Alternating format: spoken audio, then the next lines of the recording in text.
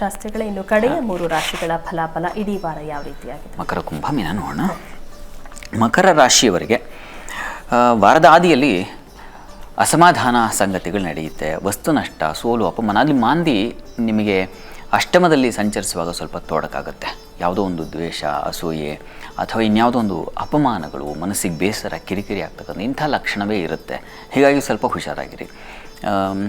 ಮತ್ತು ಬಹಳ ಮುಖ್ಯವಾಗಿ ವಸ್ತು ನಷ್ಟತೆ ಅದನ್ನು ಸೂಚಿಸ್ತಾ ಇದೆ, ಹುಷಾರಾಗಿರಬೇಕು. ವೃತ್ತಿಯಲ್ಲಿ ಅನುಕೂಲ ಚೆನ್ನಾಗಿದೆ. ಮಾನಸಿಕವಾಗಿ ಸ್ವಲ್ಪ ಅಸಮಾಧಾನ ಏರ್ಪಾಡಾಗುತ್ತೆ. ಮಕ್ಕಳ ವಿಚಾರದಲ್ಲಿ ಅತಿಯಾದ ಮನಸ್ಸಿಗೆ ನೋವು, ಪೆಟ್ಟು ಬೀಳೋ ಲಕ್ಷಣ ಇದೆ. ವಾರದ ಆದಿಯಲ್ಲಿ ಸ್ವಲ್ಪ ಜಾಗ್ರತೆ, ನಾಜೂಕಾದ ಹೆಜ್ಜೆಗಳು ನೀಡಬೇಕಾಗುತ್ತೆ. ಸೋಮವಾರ, ಮಂಗಳವಾರ, ಗುರುವಾರ, ಬುಧವಾರದ ಮಟ್ಟಿಗೆ. ಇನ್ನು ವಾರದ ಅಂತ್ಯ ಗಮನಿಸೋಣ. ವಾರದ ಅಂತ್ಯದಲ್ಲಿ ನಿಮಗೆ ಸ್ತ್ರೀಯರಿಗೆ ಶತ್ರುಗಳ ಬಾಧೆ ಇದೆ. ವೃತ್ತಿಯಲ್ಲಿ ಅನುಕೂಲ ಚೆನ್ನಾಗಿದೆ, ತೊಂದರೆ ಇಲ್ಲ. ದಾಂಪತ್ಯದಲ್ಲಿ ಸಮಾಧಾನ ಸಿಗುತ್ತೆ. ಆರೋಗ್ಯ ಮತ್ತು ಸಾಲ ಬಾಧೆ ಇರ್ತದೆ.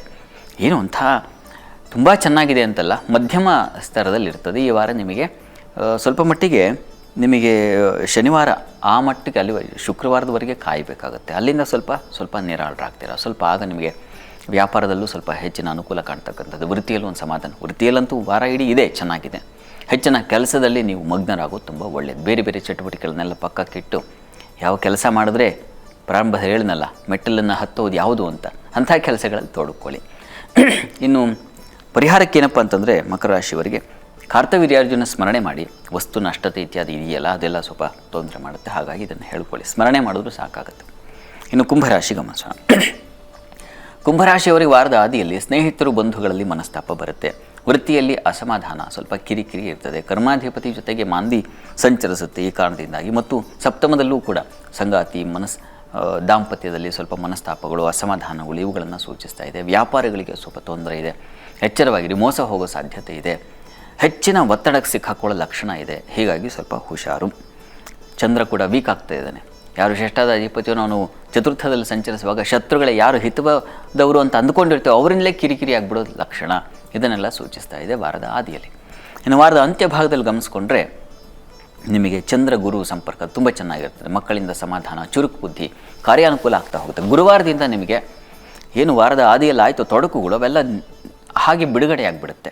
ಚೆನ್ನಾಗಿದೆ. ಆಗ ಬುದ್ಧಿ, ಆಲೋಚನಾ ಶಕ್ತಿ ಚೆನ್ನಾಗಿರುತ್ತೆ. ಮತ್ತು ಕರ್ಮ ಸ್ಥಾನಕ್ಕೆ, ಲಾಭಸ್ಥಾನಕ್ಕೆ ಗುರುದೃಷ್ಟಿ, ಚಂದ್ರದೃಷ್ಟಿ ಇದು ತುಂಬ ಒಳ್ಳೆಯದು. ಹೀಗಾಗಿ ಸ್ತ್ರೀಯರಿಗೆ ಬಹಳ ವಿಶೇಷವಾದ ಲಾಭ ಇತ್ಯಾದಿಗಳನ್ನ ಕಾಣಲಿಕ್ಕೆ ಅವಕಾಶ ಚೆನ್ನಾಗಿದೆ.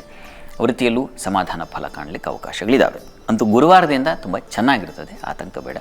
ಪ್ರಾರ್ಥನೆಗೆ ಕುಂಭರಾಶಿಯವರಿಗೆ ಏನಪ್ಪ ಅಂತಂದರೆ ಲಲಿತಾ ಸಹಸ್ರನಾಮ ಹೇಳ್ಕೊಂಡ್ರೆ ತುಂಬ ಒಳ್ಳೆಯದು. ವಾರದ ಆದಿಯಲ್ಲಿ 3 ದಿವಸ ತಪ್ಪದೆ ಪ್ರತಿ ದಿವಸ ಹೇಳ್ಕೊಂಡ್ರೆ ಒಳ್ಳೆಯದು. 3 ದಿವಸ ತಪ್ಪಿಸ್ಬೇಡಿ, ಅದನ್ನು ಹೇಳ್ಕೊಳ್ಳಿ ಅಥವಾ ಕೇಳಿಸ್ಕೊಳ್ಳಿ.